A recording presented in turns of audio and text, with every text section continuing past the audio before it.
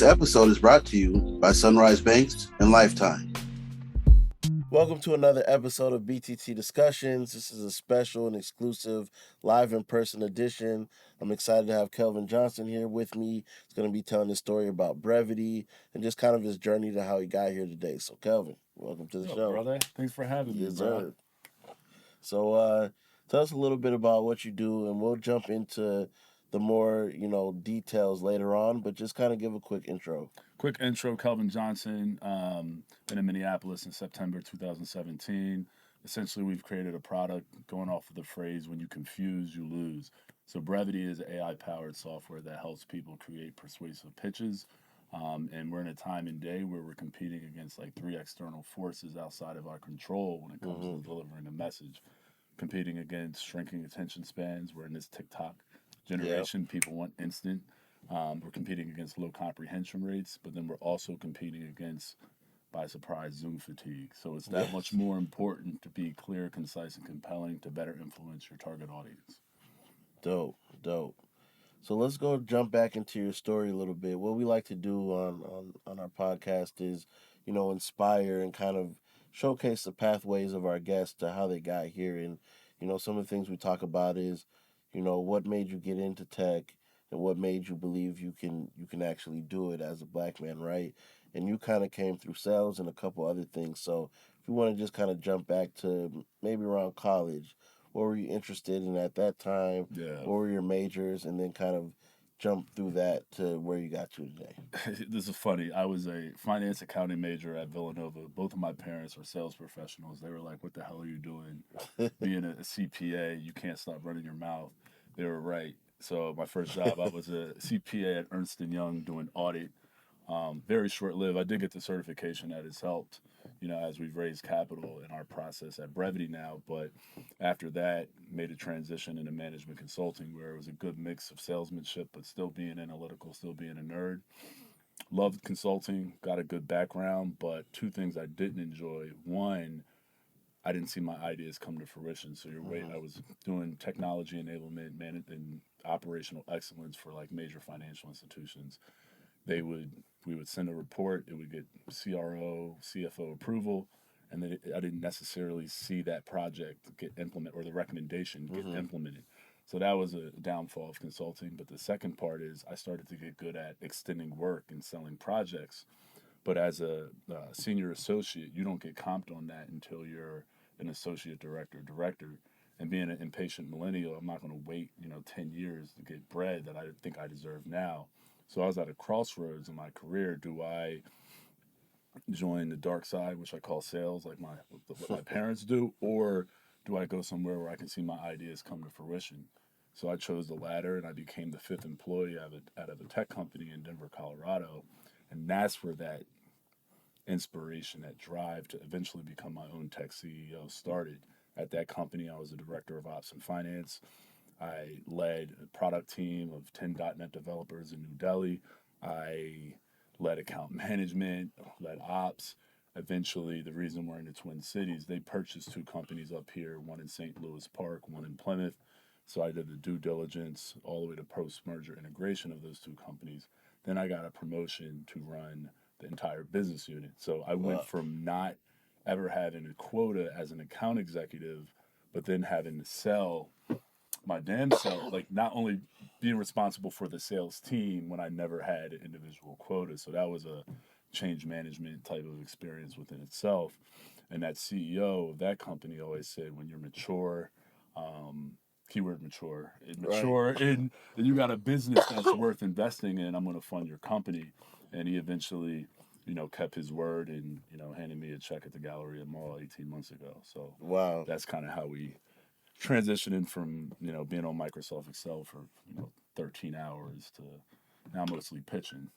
So that's dope. I love your journey. I love, uh, that confidence and kind of advice your parents gave you early. So how influential were they in your like development when it came to approaching these things? Because a lot of times, we see our black men and women kind of struggle with going after their goals or their dreams, believing they can do certain things. And it sounds like you powered through a lot of these things and had that freedom to experiment Yeah. and what you really wanted to do and find yourself doing. So kind of talk about that as well. It started young. So like my dad always, told me when you wake up in the morning, excuse the cuss word, he looks in the mirror and says, "I'm the baddest MF I know." Yeah. And I heard that constantly as a child. But what I think they did a great job of was a good balance of like giving kudos when I did a good job, whether that was sports, academics, friendships, but also like a kick in the ass if I wasn't like performing up to standards. So I got a good mix of hugs, but butt whoopings if I wasn't like on my grind. For So, sure. but the irony is that when I left that, I got promoted in consulting. I was doing a good job. When I told them I was joining the fifth employee of a tech company in Denver, they weren't at first. They were not too thrilled about that, but because of that confidence and belief system they instilled in me early, I was able to be my own independent, man and make that decision. And it was hopefully second best decision I made in my career after Brevity. Was that coming from them from a just like a protective standpoint, or did it feel like they were gonna have to chip in if it didn't work out? Probably both to keep it Okay. For sure, for sure. So now you come and you work with this company. Did that kind of give you the motivation to eventually become a founder now that you've been so close being the fifth employee? Yeah, so that, yes, without a question. But the cool thing about that culture, whether they realized it was happening or not, I was going from wearing three-piece suits in New York to like people were dressing in shorts and hoodies, and you just felt. I remember one of the first tasks, they were like, "Kelvin, we need you to hire 2 customer success reps." And I'm like, in consulting, I'm used to like getting approval to like go to the bathroom. You know what I mean? Like there's so many like rooms and bells and whistles, and they're just like, "Yo, why are you asking me? This is your team. Like, send a job recommended. Like, send a JD. Like, find where to post it." Like, it was just more freedom to be fluid, less oversight, and you know, sometimes being a black man in corporate, you're like, all right, shouldn't say the wrong thing or shouldn't act a certain way. And nah, it was like it really encouraged me to just be my almost my full self. Yeah. You know what I mean? Yeah. And that's definitely been a theme on the show over the seasons is like being able to be yourself at work, especially in corporate, and then what percentage of that.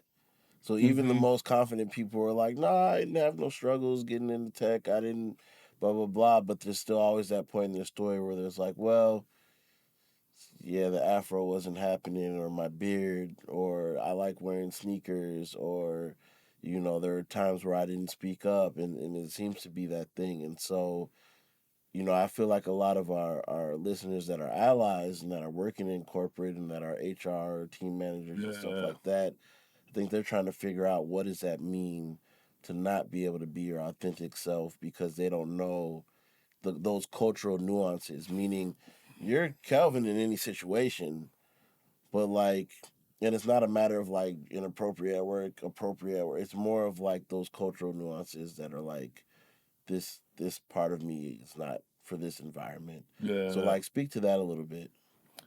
Yeah. So let me pitch back. You're basically saying that because of some of the cultural like nuances, you may not be fully showing up your all, most authentic self. Yeah. The first thing I think about is that hurts productivity, dude. Yeah.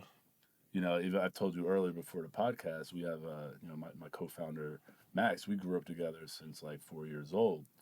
So like when it comes to productivity, sometimes that unfiltered rawness is the best way to like make momentum. Yeah. Where in like other jobs, you may say perhaps we should consider blah blah blah. Yeah. Where it's just like, boom, you're right. No, you're wrong. Like it's just a quicker game of tennis to get to a better output. So constantly thinking of how to wordsmith to not, necessarily offend someone. That's how I kind of, think of what you just said. Yeah. Code switching. Code switching. Playing the music you really listen to on the way to work. Yeah. Going to the company party and being like, this DJ ain't it. Yep. Or these snacks aren't it. You know what I mean? Yeah. Or having some of the stereotypes that we know people have about us. The angry black man, the loud black woman, you know what I mean? Yeah. Those type of things, and trying, even if that isn't even who we are as a person, trying to make sure we And don't fit that. overcompensate so we Yeah, don't fit it. yeah. Yeah. Another thing we've discussed previously on the show is just like being that voice for like diversity and inclusion, right? Some people take that on head on and are like, well, if I'm the only black person or person of color or whatever it may be, I'll be the voice for that. And then there are some people who aren't comfortable with that. They're like, every time it's Black History Month, you're not going to come to me for the planning Yeah.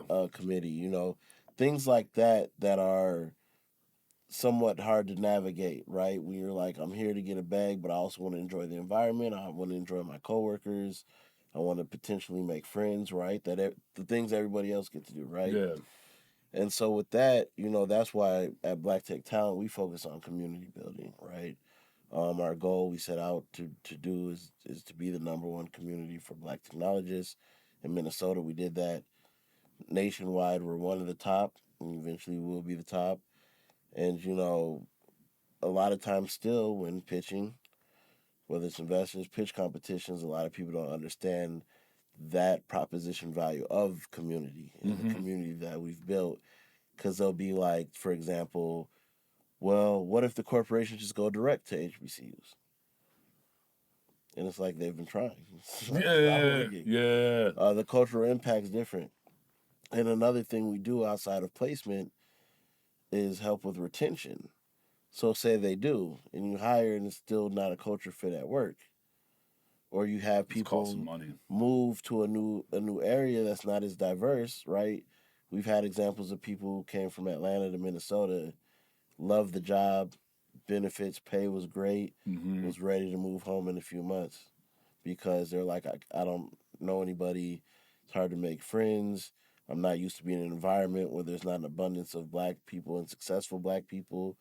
And their employers came to Black Tech Talent to help him join our community, right?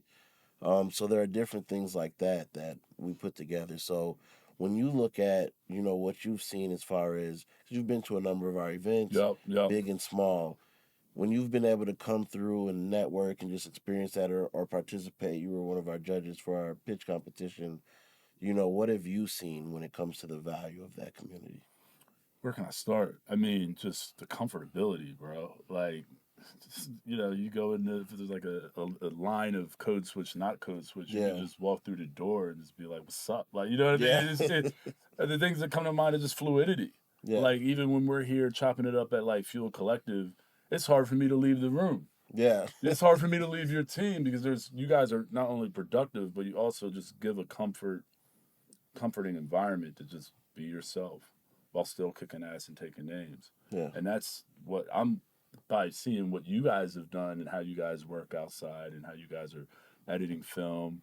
Like, I want that for my company. Right. And ironically, I started to build that, and I think it was a contribution to what I've seen. How you guys are fluid, you guys, the way you guys give feedback, and it's unfiltered, Yeah. but it's all for the greater good of making it a successful company. So the real question is like, how can that be replicated?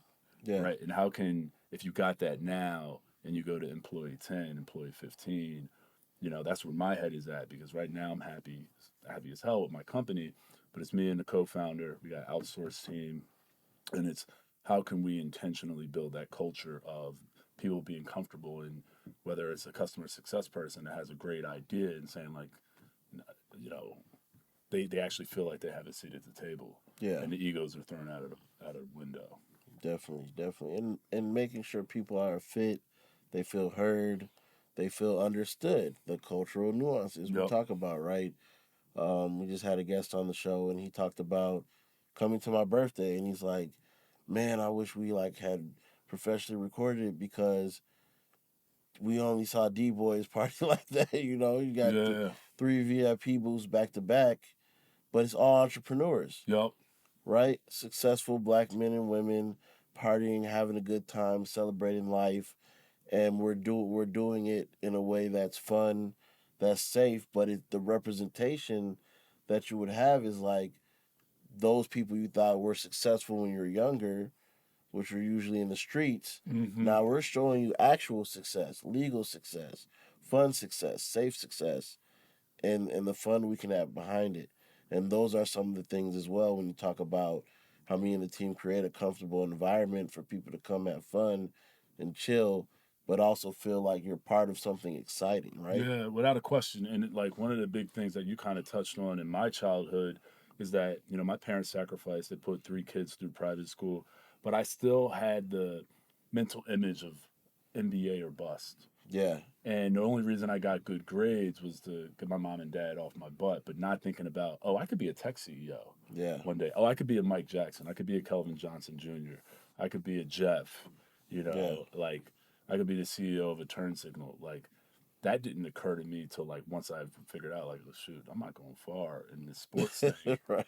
Luckily I still had decent enough grades, but if you can instill that, like, this is what we can do, these are the possibilities earlier in life. Maybe the amount of time you're shooting 500 jump shots, you may be reading just the amount of time you spend, shooting jump shots. You may be spending that time getting into a book or learning how Yeah, to code. yeah. So part of our mission with Black Tech Talent, when we look at the long term goal, is that this stuff will become second nature. That's why we do stuff like the Community Tech Fest, where Which is amazing. thank Yup. you, thank you. Where you saw it was a lot of kids, right? It was a lot of parents brought their kids out, and behind the scenes, what was important for me and like amazing about it was we didn't. It's not like it was on a weekend, so it wasn't like we got a bunch of schools to do it as a field trip, or Yeah. we really had to have our messaging down to get parents to bring their children out, even if the parents were not in tech, right? Yup. And so at the end of the day, to have that many parents show up, and some of them came to me like, I didn't know what it was about, but you said bring the kids, so I'm bringing my kids. Or I heard there was video games, and I knew my kid like, they want to learn how to make a video game one day, so I'm here.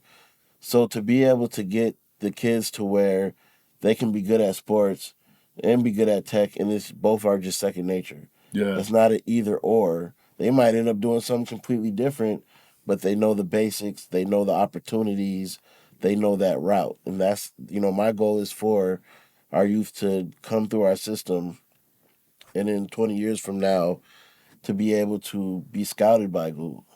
Without a question. And what's interesting about how a lot of this stuff is about the how, Yeah, right? And how you touch the emotions and trigger those emotions to get people to take action, yeah, right? And my parents did a phenomenal job of making sure I wasn't just a jock, but the like whether it was the debate club or I was in the choir. Mom put me in voice lessons. I had a horrible voice, but it was just trying to like yeah, expand out. Like, yo, you're not just a jock. yeah, You're a smart brother who has the whole world as your oyster. yeah, And if there was a black tech talent, like even my pop was a tech CEO, yeah, and I ended up doing that later in life. But as I was a child, I kind of took that for granted. yeah, Like I didn't know, I didn't have clarity as to like what entrepreneurship was and really how his sacrifice as an entrepreneur helped put three kids through private school. But I didn't get like, I found out that was cool on the back end. But yeah, imagine if you could fast forward at 8 years old, 9 years old. I remember going to his office at Rose Computer Systems and just being on this chair like this, yeah, going around. But I didn't understand how cool that was in comparison to wanting to be Michael Jordan or yeah, Allen Iverson, my role model at that time. yeah, Which is well, nothing wrong with that, but to your point, it's both. yeah, yeah. Because it's not about convincing everybody that their dream should be to be in tech or to work at a tech company or to be a tech founder. The goal is for everybody to have access to that as an option, And awareness. and it's the future. Yep. So you're gonna be around it. Don't just be around it as a consumer, and also don't just learn how people are using it today. Ideate how you could use it or improve on these platforms that we're creating and that are being created. And so that's my long term goal. I want Microsoft to reach out and say, hey, we've been watching Kyle. We saw him, when he was 8, and you highlighted him for building a robot. We saw at 15 he won your pitch competition. we see he's graduating soon. Like, how do we partner to get him a scholarship? Or, hey, we want to hire him directly. We know you've been grooming them, so we don't want to disrespect you by going around you. Like, we want to work Almost with like the you. recruiting process. I mean, kids are getting offers at like Yeah. 11, 12 years, verbal commitment here. But I see what you're saying Yeah. is like, why don't we start that process a lot earlier? A lot earlier, yeah, and just being able to highlight this journey too. Yup. You know, Because at the end of the day, innovation breeds innovation. yeah, So like even myself, I have a someday maybe business or weird product list. We talked Yeah. about that one Yeah. cup hydration. Yep. Yes, I hate drinking water because whatever. Like why can't someone figure out just one cup? Yeah. Right. But it's like when you keep thinking about those, boom, boom, boom, innovation breeds innovation. Yep. So I always encourage people. You got a notepad, something you get a raw thought, write it down. Definitely.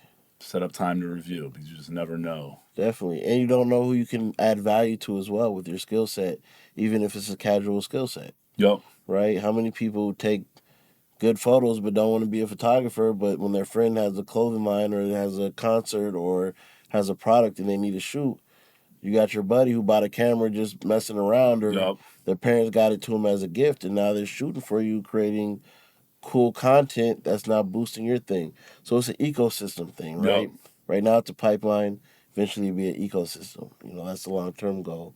And so, it's I think what we've put together is very important, and what you've put together is important in the sense of helping us communicate Yeah. that message, both literally with Black Tech Talent, the work you've done with us, but our people as well. When part of the recruiting process when we work with people, I look at their resume first. I pre-screen them first.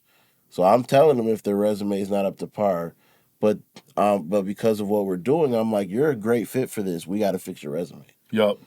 Those are the extra steps we take versus. But I love that recruiting. because I think where we can do better as a people at times is if someone, and I love what you just said, if someone's not either qualified or they're not positioning their greatness in a way that's going to get to the next step, we communicate that. Yeah. So if someone wants the job at Brevity, whether it's a director of marketing or director of operations, and our order is director of ops first, director of marketing second, and someone's director of customer success is being like, hey, we're not there yet, but this is when we will get there. Yep. Let's stay in touch. Just making sure we don't skip the steps, especially when it comes to our own people. If I'm not qualified for a job, I love to know, well, this is what you need in your experience or expertise to be qualified for this job. So let's not leave people hanging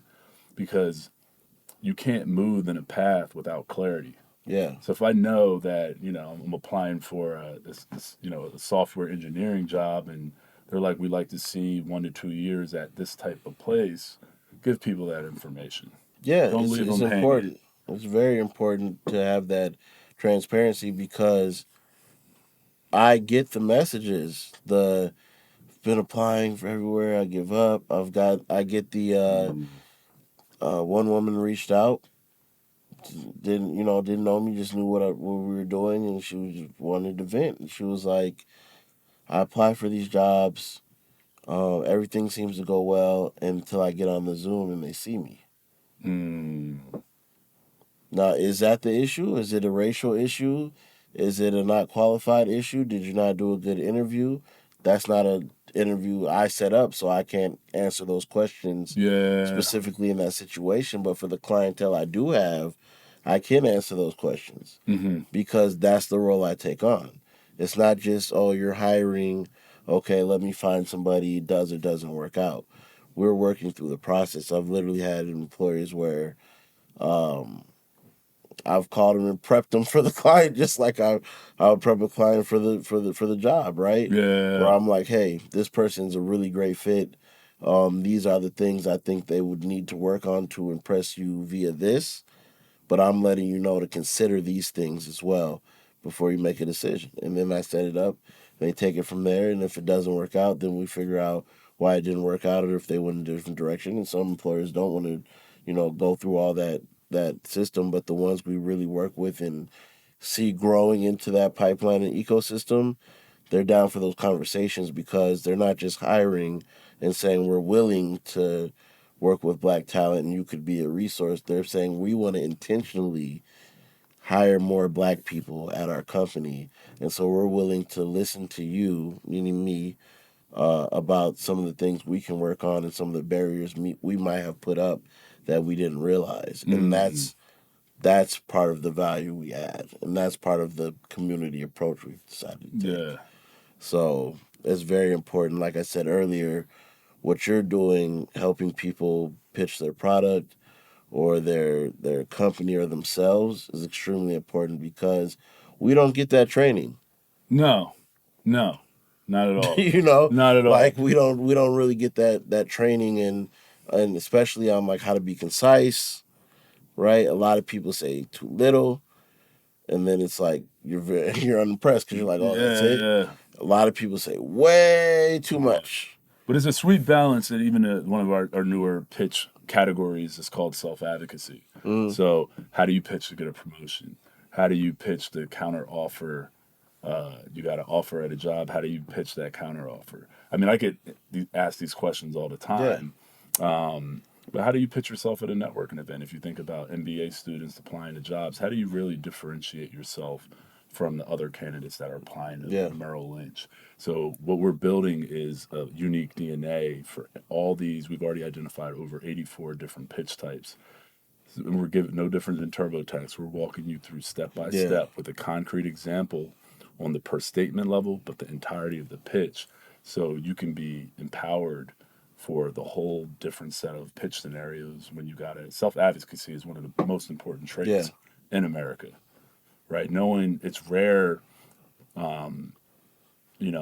it's rare to just click online and get a job. Right. Based off of a job post. You either got to know someone, and even when you do know someone, you got to present yourself well. Yeah. All right. So, once again, thanks for being on the show. Thanks for having me. Appreciate you. You know what I'm saying? I'll definitely be at your event. Once again, that's another successful episode of BTT Discussions, and we're out. This episode is brought to you by Sunrise Banks and Lifetime.